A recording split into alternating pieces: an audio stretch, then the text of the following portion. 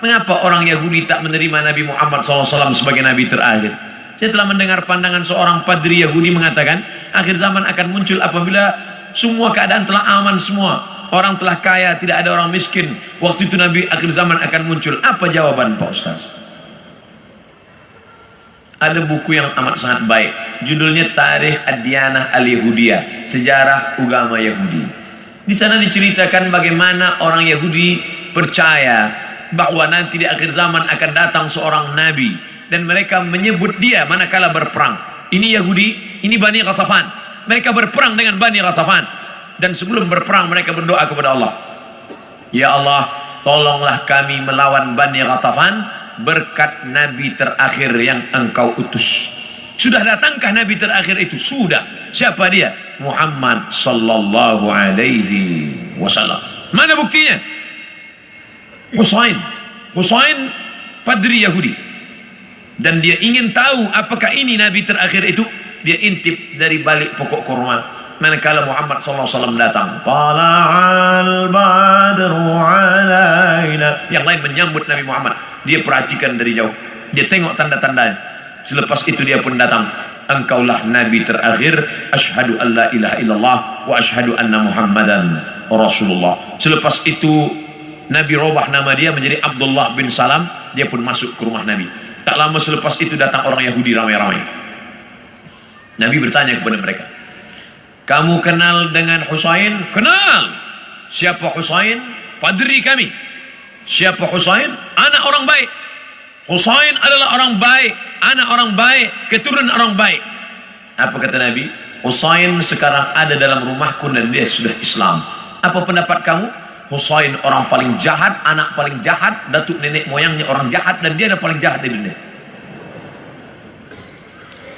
Kenapa Husain masuk Islam? Kenapa mereka tidak? Karena Husain melepaskan dari segala kepentingan.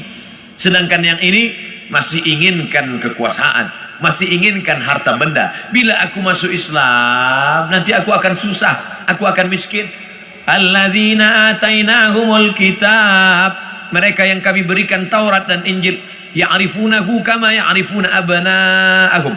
Mereka mengenal Muhammad sallallahu alaihi wasallam sebagaimana mereka mengenal anak kandung mereka sendiri. Nauzubillah, accident. Terjadi musibah, hancur muka anak. Lalu kemudian seorang ayah dan bunda datang ke hospital. Kami nak tengok anak kami. Betulkah dia yang kena accident? Nauzubillah. Belum buka wajahnya dah tahu ini anak kami. Dari mana? Dari jari kakinya. Buka jari kaki. Iya, ini memang anak saya. Dari mana puan tahu? Dari mana tuan tahu? Ini kaki anak kami. Mereka kenal Muhammad sallallahu alaihi wasallam lebih daripada anak kandung mereka sendiri. Mana bukti? Ketika Nabi Muhammad sallallahu alaihi wasallam dibawa oleh Abu Talib menuju Busra, negeri Syam. Sebelum sampai ke sana, mereka berhenti sejenak. Lalu Bahira keluar. Bahira keluar daripada tempat suci. Bahira seumur hidup tak pernah keluar. Dia hanya beribadah saja. Tapi hari itu Bahira datang. Apa kata Bahira? Bertanya kepada Abu Talib, ya rajul, wahai lelaki, siapa anak kecil ini?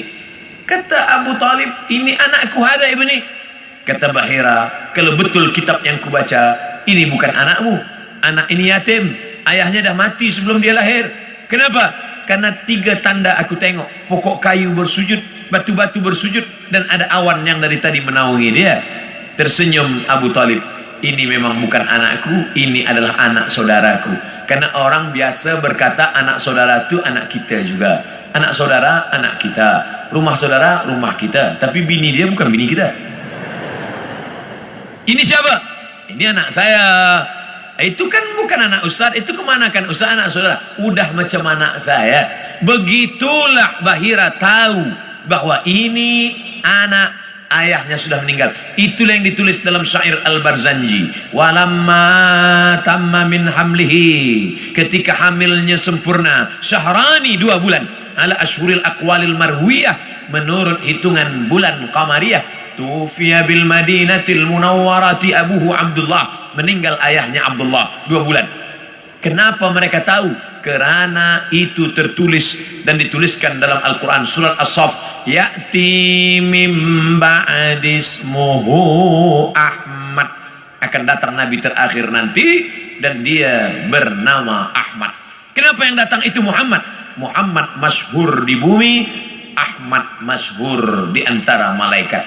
Ahmad dia, Muhammad dia, Toha dia, Yasin dia, Al-Fatih dia, Al-Khatim dia. Al-Fatihu lima ughliq wal khatimu lima sabaq nasirul haqqi bil haqq yahdi ila siratikal mustaqim. Dialah al-aqib, dialah al-hasyir, huwa Ahmad, huwa Muhammad, huwa Taha, huwa Yasin, huwa Khatim, huwa al-Fatih, huwa al-aqib, huwa al-hasyir, huwa al-hami. 99 ini nama-nama, tapi dia juga adalah Muhammad sallallahu alaihi wasallam. Kenapa mereka tak beriman? Kerana mereka berkeyakinan yang datang itu keturunan Ibrahim, tapi dari jalan nasab Ishak. Ibrahim punya anak Ishak, Ishak punya anak Yakub. Yakub, nama lain daripada Yakub Israel, maka anak cucu Yakub disebut dengan Bani Israel. Yakub punya anak Yusuf, Yusuf punya saudara lelaki bernama Yahuza. Cucu cicit keturunan Yahuza disebut dengan Yahudi. Mereka ingin Nabi terakhir itu keturunan Ishak, Yakub, Yahuza. Sedangkan yang lahir terakhir ini Muhammad SAW, anak Abdullah, anak Abdul Muttalib, anak Hashim, anak Abdi Manaf, anak Qusay. Qusay lah yang membina Darun Nadwah di kota Makkah Al-Mukarramah. Cucu cicit keturunan daripada Adnan, Adnan keturunan daripada Ismail, Ismail anak daripada Ibrahim alaihissalam. Falamma ja'ahum ma arafu, ketika mereka didatangi, ketika datang orang yang mereka kenal itu, kafaru bih, mereka pun kafir dan ingkar. Padahal beza mereka hanya 2 simpang saja, satu simpang Ishak, satu simpang Ismail. Mereka tak percaya. Bagaimana dengan kita orang Melayu? Andailah orang Melayu tak nak beriman kecuali dengan Nabi Melayu. Aku tak nak Nabi seorang Arab, ingin Nabi yang Melayu, pakai baju Melayu, pakai songket Melayu. Aku Abdul Somad, saya Abdul Somad, tak pernah mempermasalahkan apakah dia datang dari Arab, apakah dia dari Quraisy. Yang penting aku bersyahadat asyhadu an la ilaha illallah wa asyhadu anna Muhammadan Rasulullah. Islam, makna Islam istislam, makna istislam al-inqiyad wa ta'ah, patuh dan taat. Datang dia sami'na wa ata'na. Hari ini semua bumi Melayu bersyahadat, semua mengalahkan Egypt, Mesir. Sampai hari ini Mesir masih ada lagi yang tidak Islam, Arab tapi tidak Islam. Jordania Muslim, tapi Irak masih ada lagi Maronit. Mesir masih ada lagi Koptik, tapi kita bumi Melayu, kalau sudah disebut Melayu adalah Islam. Melayu tanpa Islam hilang me-nya, tinggal layunya saja lagi. Oleh sebab itu kita bangkitkan izzah ini, kita bangkitkan kekuatan kita dengan tidak memusuhi orang lain. Orang Melayu adalah bangsa Muslim yang terbuka untuk segala golongan. Tuan boleh pergi ke Pulau Sumatera, tengok kampung Melayu Delhi, Medan, North Sumatera Utara. Di sana ada nama Kampung Kling, kerana ada tempat orang Hindu yang dibawa oleh Inggris masa dulu untuk memetik tembakau. Sampai hari ini masih ada. Di sana pula ada kampung nama Pecinan, tempatnya orang saudara kita daripada Chinese, Tionghoa, masih ada tegak berdiri. Orang Melayu Muslim adalah orang yang menebarkan kedamaian. Wa ma arsalnaka illa rahmatan lil alamin. Terbuka, kita tak pernah memusuhi orang lain. Kamu nak beramal, sila beramal. Wala ana abidum ma'abattum wala antum abiduna ma'abud lakum dinukum waliyadin. Kita seperti lebah. Bagaimana lebah? Lebah itu tak pernah makan yang tak baik. Yang dimakan lebah itu hanya manis dari bunga-bunga. Sampai hari ini belum ada lebah guna dadah. 2, yang keluar daripada lebah pula elok-elok saja, yaitu madu lebah. Kenapa saya minum madu penyakit gula, diabetes saya?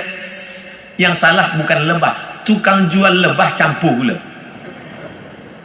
Yang ketiga, bahwa lebah hinggap di ranting, tak ada ranting patah. Sampai hari ini lebah hanya membuat sarang di kayu tualang yang besar. Tak ada lebah patahkan ranting. Lebah tahu ini sesuai, ini tak sesuai. Yang keempat, lebah jangan diganggu. Orang Islam jangan diganggu. Bila engkau ganggu sarang lebah, dia akan kejar engkau. Masuk pun engkau ke sungai, dia akan tunggu. Bila engkau tak bernafas, engkau tarik nafas, di situ dia guna. Kepala engkau akan bengkak. Hati-hati dengan lebah. Dan lebah ada senjata satu saja. Di ekor lebah ada satu senjata. Lebah tahu, bila aku dah guna ini aku akan mati. Sengatan lebah diguna sekali seumur hidup. Dan kalau dia sudah pakai, orang akan kena, dia pun akan mati. Bagi lebah, lebih baik berputih tulang daripada berputih mata. Ini tak betul juga, sebab lebah tak bertulang. Bagi lebah, lebih baik mati, tapi mati syahid. Iskariman au mut syahidan. Oleh sebab itu berhati-hati. Mathalul mu'minin kamathalin nahli. Perumpamaan orang-orang beriman seperti lebah. Lebah. Kita gunakan filosofi ini dalam kehidupan kita.